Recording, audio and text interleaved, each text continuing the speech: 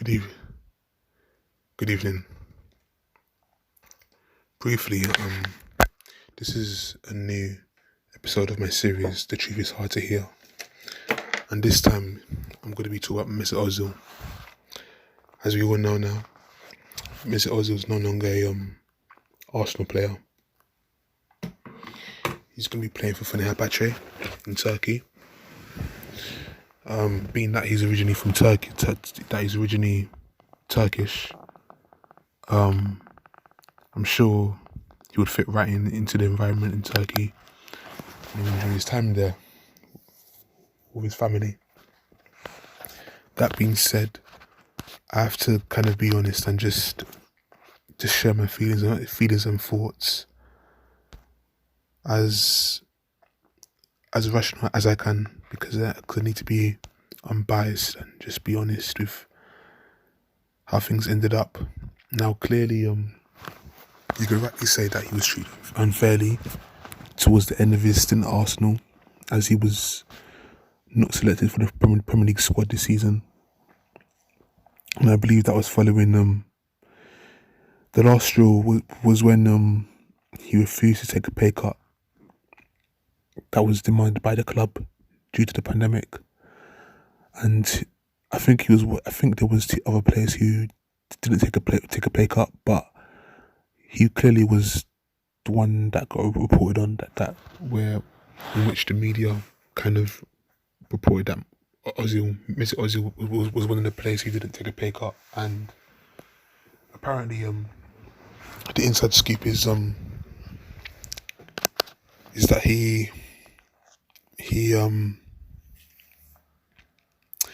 wanted to know what the club was going to do with the wages that the club was requesting him to give up, but the club didn't really give him a cogent response, so he refused. He refused to take a pay cut during the pandemic, and it's kind of a messy situation. It's pretty much a bit of a complex story. What actually I won't say it's complex. I'll say Arsenal has been pretty shrewd with the way they dealt with Ozil, and you could say unfair as well, because there was also the incident with China when Ozil made some comments which compromised Arsenal's business investments in China, and he was talking about how a certain minority in China is who are Muslim are persecuted, are oppressed in that country. And obviously, I'm sure behind the scenes, Ozil was breached for that. But the last stroke, the reason why he was left out of the squad entirely was due to his refusal to take a pay cut during the coronavirus pandemic. And so, that was the last straw, and he was done after that. And clearly, reports have been made that players in a dressing room on a training ground were getting tired of Ozil's antics, certain players that is, and that they just preferred him to kind of leave. Now, how true that is, I'm not going to say that it's fully accurate, because there are moments within the workplace where you like someone, but you wouldn't necessarily want to or be enthused about working with them, because they may not, be good for you in the working sense, even though socially you may get along well with them. And also, there are some players who clearly liked Ozil in the dressing room. But if you notice, the main players who liked Ozil are the ones who Mikel Arteta basically kind of exiled. So that is Socrates, Mustafi has made appearances here and there, but for the most part, he's going to leave in the near future. Mustafi as well. By the way, he sent out a tweet which was taking indirect shots at Arsenal. So he won't be at Arsenal long enough. He's going to be gone soon, probably in the summer. Kolasinac, he's gone on loan to Schalke now. He liked Ozil. Obviously, the infamous video of him fighting his robbers. He was attacking him and Ozil. He was Guendouzi. He was sent out on loan by Mikel Arteta as a punishment sign. And yeah, so clearly, I think you're seeing Socrates. Yeah, who else did I mention? Socrates. Yeah, he's another one. He's another one that's pretty much close to leaving Arsenal. And so yeah, clearly there are players here and there who likes Ozil and consider him a good teammate, whereas others didn't like him, and I'm not sure who that is. We don't have any much indication about who the players were who were getting tired of Ozil. We don't know that. But for me, as a fan personally myself, I feel that Mesut Ozil underachieved as a player for Arsenal Football Club, and I honestly remember watching on Sky Sports News the news that Ozil was going to be an Arsenal player. We bought him for £42 million, around that sum, and I was so excited. I was so ecstatic.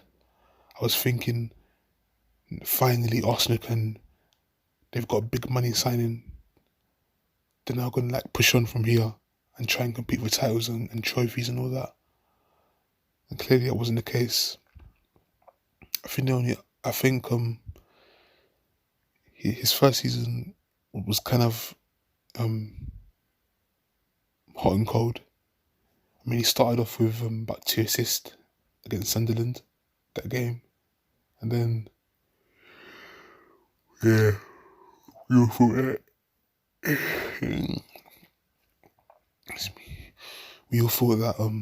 yeah, this is gonna be our guy that's gonna raise the team, raise the morale of the club to go and compete for a league title.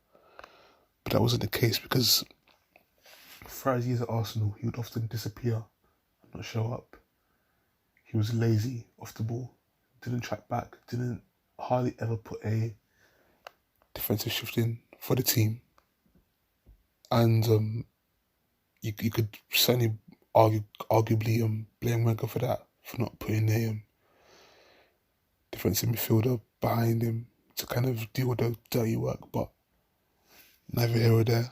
Ozil wasn't hard working off the ball, quite frankly, as talented as he was. And so yeah, I mean, the last 7 years was just moments of greatness that he would show. I think he won 3 FA Cups for Arsenal against Hull, Villa and Chelsea.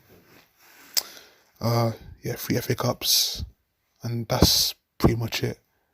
And it's quite disappointing, because we didn't buy him to help us win FA Cups. That is a bonus, quite frankly. We did. I mean, we do expect him to kind of help us win trophies, and we did with FA Cups. But a player of his caliber at the time should have been brought there to help us win Premier League titles and potentially Champions League. But that wasn't the case, unfortunately. And so, like I said before, many games where he just disappeared, didn't turn up at all.